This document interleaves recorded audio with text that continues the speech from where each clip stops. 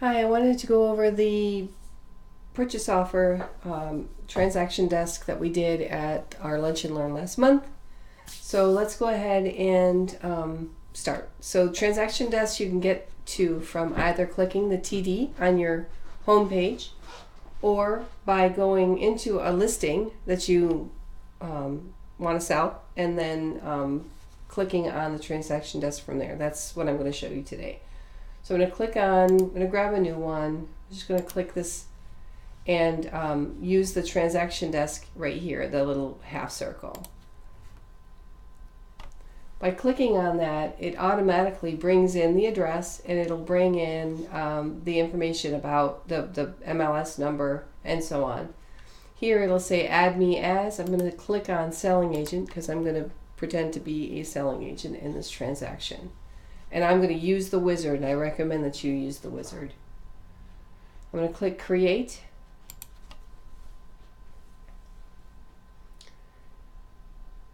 It comes up on the first page as a details page. I would recommend that we skip the details pages and go right to the documents. That way you haven't filled in any fields that are not necessary for the form itself. Now, if as a business practice you want to have additional information on these pages to go back and reference, then certainly fill in the information. But for this demonstration, I'm just going to go right directly to the forms and fill it in from there. So I'm going to click next. And right here we've got the listing agent, the listing broker, the selling broker, the selling agent, and the seller. What I don't have is a buyer. I have to add a buyer. So I'm going to go ahead and click add. I'm going to add, I'm going to create a new transaction contact. I'm going to mark them as the buyer. I'm going to put Susan Buyer. I'm just going to go ahead and put my email address in there.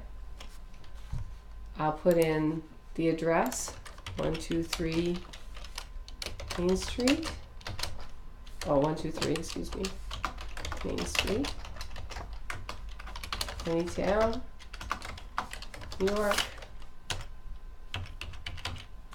Okay, I'm going to click save. All right, so now I have a buyer. I'm going to click now. If I had two, I'll just add one more buyer.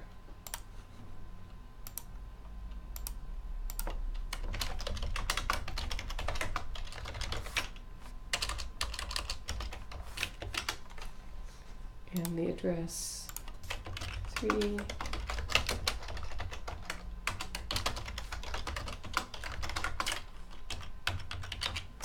Okay, so now I've added my two buyers and I'm going to click next. So now it's asking me for forms. I'm going to add in the forms that I need. In this case, I will want to add the purchase offer and the selling side agency disclosure. So I'll click selling side agency disclosure, the purchase offer, and part B. Add those. And like I said, we'll fill them in here. So I'm going to go ahead and click agency disclosure.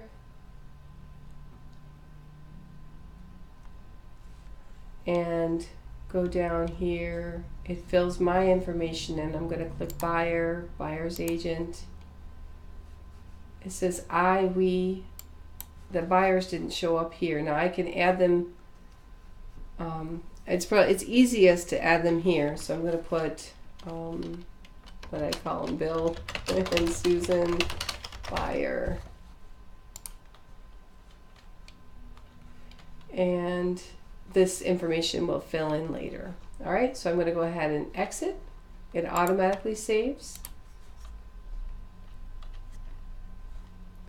I'm going to click contract for sale and purchase. And here's where I really want to make sure that, so Susan and Bill got filled in here, the address, their email addresses.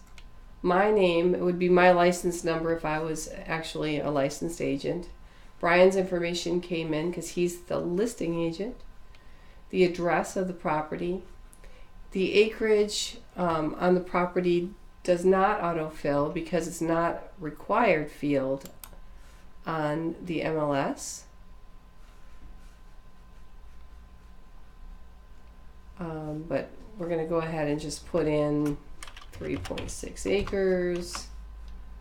The deed book and page is not auto-populated either because it isn't required. And I'm not sure that it was filled in on this one, so I'm just going to go 1, 2, 3, 4, 5, 6 just for demonstration purposes. We'll say that it's all here and that the washing machine conveys. Okay. The purchase price, we're going to say that the purchase offer is going to be $290,000 and $10,000 deposit. The escrow agent is any agent at any bank. So we'll put in our contingencies. Let's say it's a attorney approval, home inspection, radon. We'll give it a date. Again, this is all for demonstration. These are probably not realistic, but these are any other terms of the contract. Enter.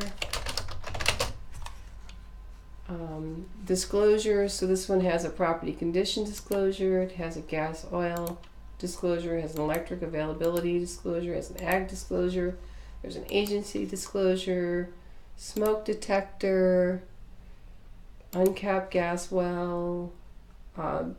There's a green energy. Lead paint.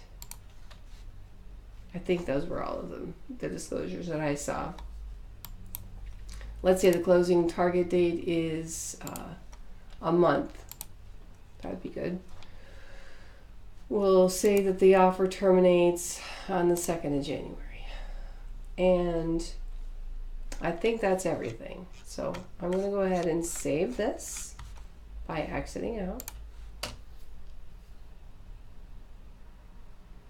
And of course, you folks know better what goes on these forms than I do. So let's go to we'll go next. And now it has all the different documents that are in here.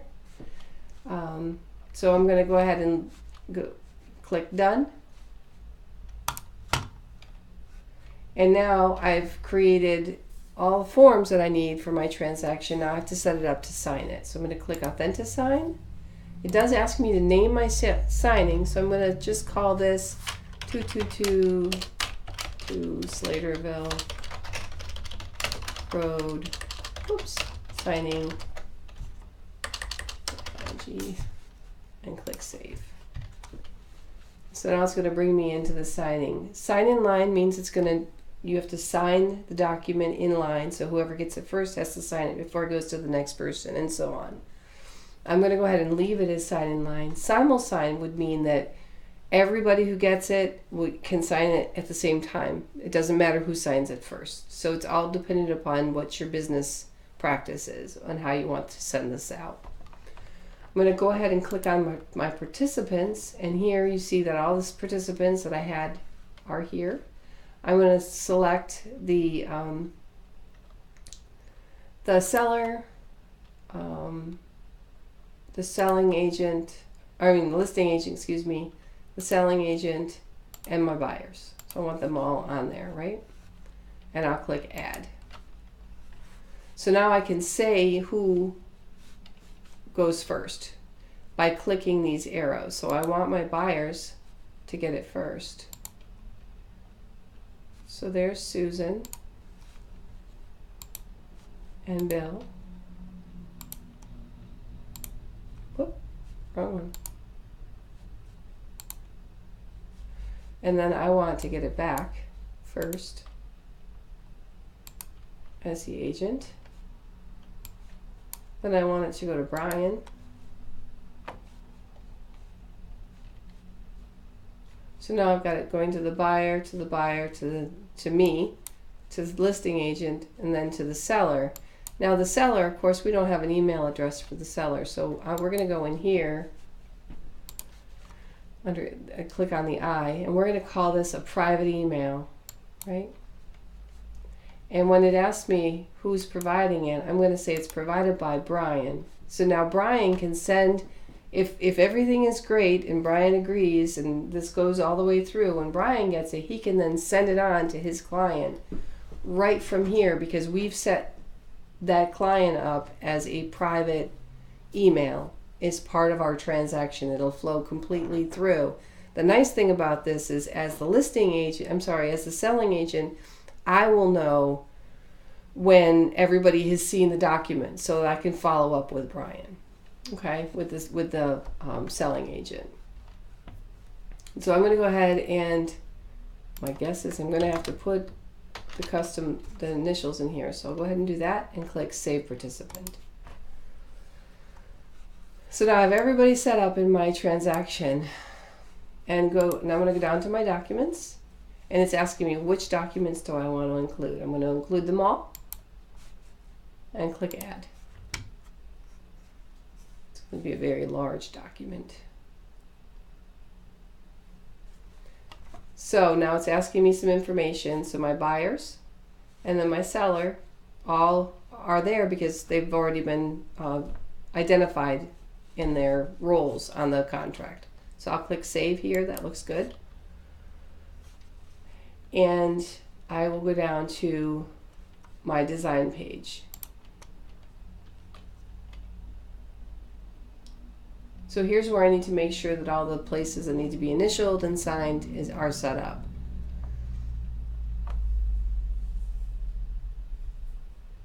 And it's a large document, so it'll take a few minutes to load.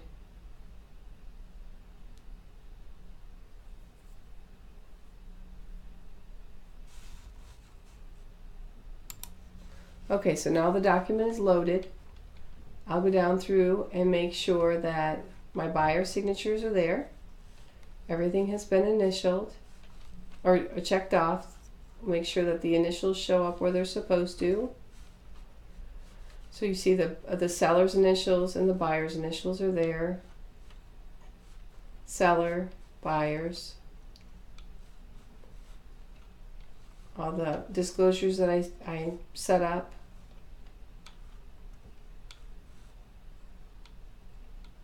Here's my purchase offer, the part B. Now I probably should have moved this to the end, but I didn't. So I'm going to scroll down to the disclosures. Property condition disclosure,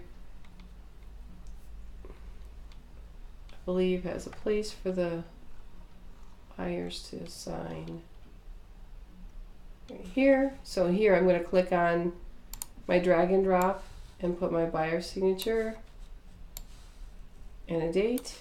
I'm going to drop down, grab my other buyer signature and date. Go to the next page.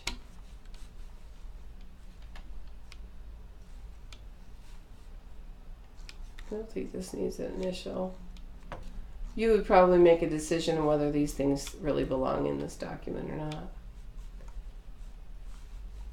So we're going to put the purchaser,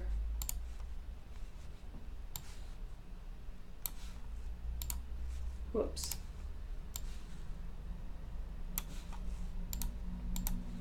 dates. So I'm not going to, you get the idea. So you're going to do that on every page, right?